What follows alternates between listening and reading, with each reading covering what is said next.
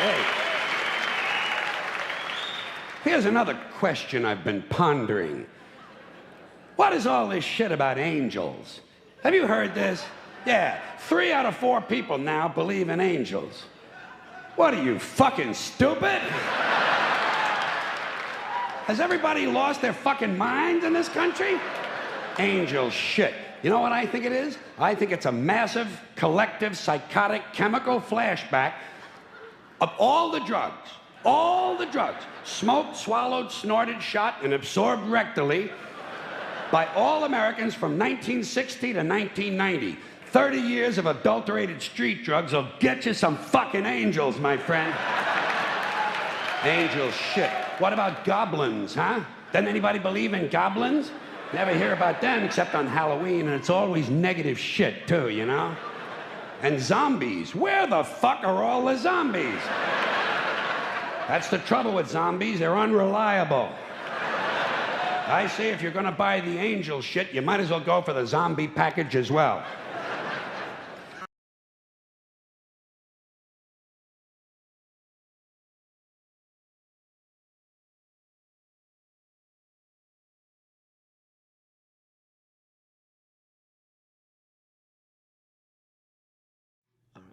I'm really excited about this project.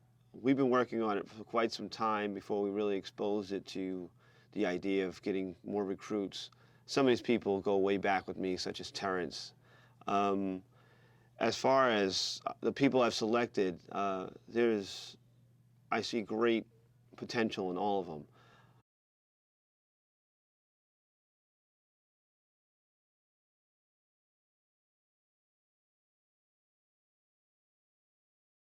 We are a team with a common goal to originally find practical ways using the zombie ideology to survive situations that could eventually relate to or show people that it will relate to real life. And one of the things you have in a zombie situation is the survival and communication and handling of emotions with one another. You know, one thing that really comes into play is attitude, and we all have it here and there. It's just a matter of controlling it. Again, attitude relates to emotions. And when you look at the long run, what I'm really trying to teach people is survival while most of humanity might be under the threat of a zombie attack. You might have to really get together and come around and go beyond and get over attitudes and emotions to survive and work. So this puts them all to the test. Say the day does come when we're all basically prepared and ready and tied down in a place of survival, depending on one another. We have to deal with each other's emotions. We have to make good out of the bad, and that's our job. You know, we have to turn this into something positive. But again, I think I put all these people together to more than the physical conditioning that I'm putting them through, the practical training that they're all having, that most of them never went through it like this before. Their attitudes are going to come into play, and that's usually more important than having the knowledge of martial arts, survival skills, weapons training, and just overall confidence. The emotions and attitudes will really put everyone through the challenge, but they don't know the tricks I have under my sleeve. Like I said, I've been doing this for a long time.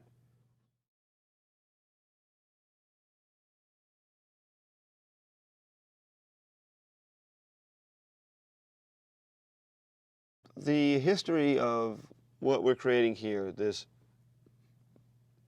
practical zombie survival course, we'll call it, we actually have a catchphrase. It's zombie defense that makes sense. And what it comes from, it stems from a time when I was younger and I saw a zombie film. I guess I wasn't supposed to watch it. I was a kid, but it instilled a phobia in me of zombies all the way up until the current day. And I always saw this as a means to say, well, it is closely related to society. You know, what if something drastic was to happen? You know, you may have hordes of people in chaos, and people will team up and, you know, do horrible things.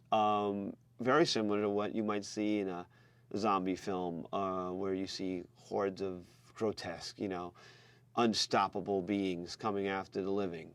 So I'm using the ideology to create something to conquer my fears and come up with practical means to share with everyone else. And this present day, it seems to be a very mainstream thing. There's TV shows, plenty of movies just recently, coming about, and a lot of just subculture of people who are fascinated with this zombie ideology. So what I'm doing now is I've been researching this for a long time, for over a decade, and I wanted to just come up with a practical means of getting people together and utilizing the ideology to teach people real practical skills and also teach people teamwork.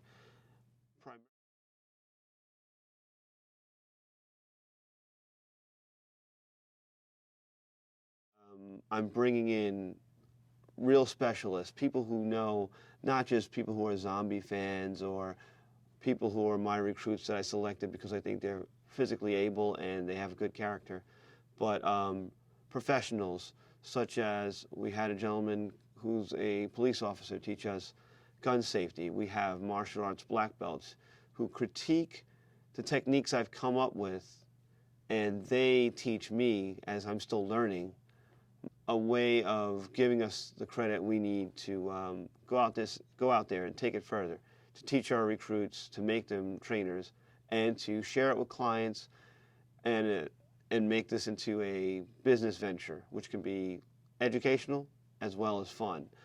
Again, we are showing everybody, to build our credibility, we are going to the real specialists, real martial artists who have years and years of experience either in competitive fighting or teaching competitive fighters, and real survival specialists, real military personnel and law enforcement.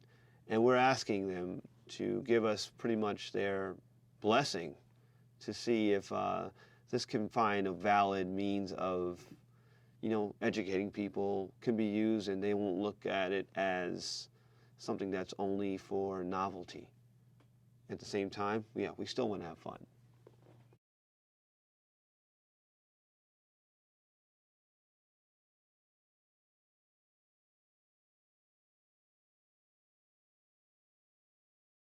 Into it. The zombie ideology is something a lot of people are capitalizing on now.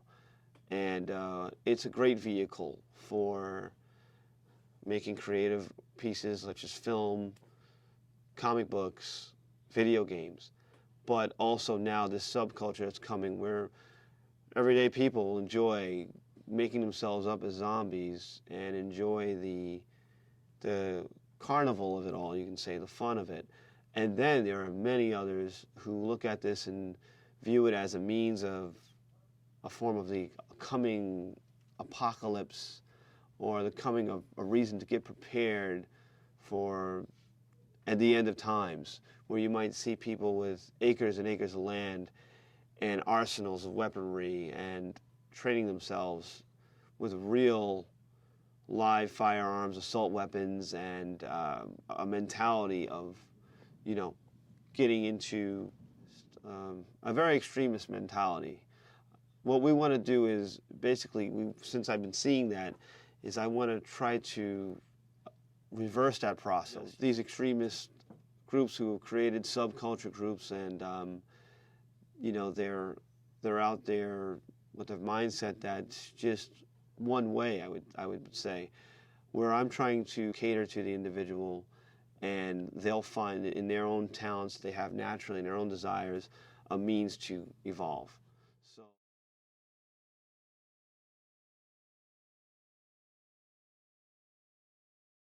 So everyone has a sense of ownership here, and they can bring their abilities and their desires in with it. That will also create a more organic feel to it, plus a more enjoyable atmosphere as well, along with the learning and the education of it all. And taking it and mixing it all together creates a well-rounded unity.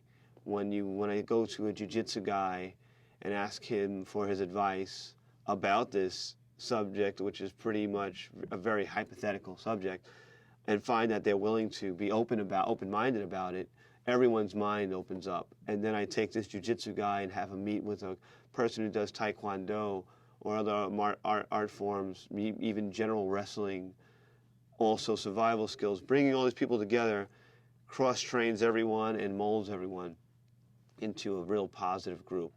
And the only real obstacle is the emotions, the attitudes, and the exhaustion of it all.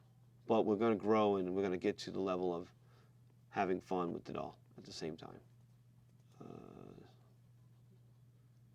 Yeah?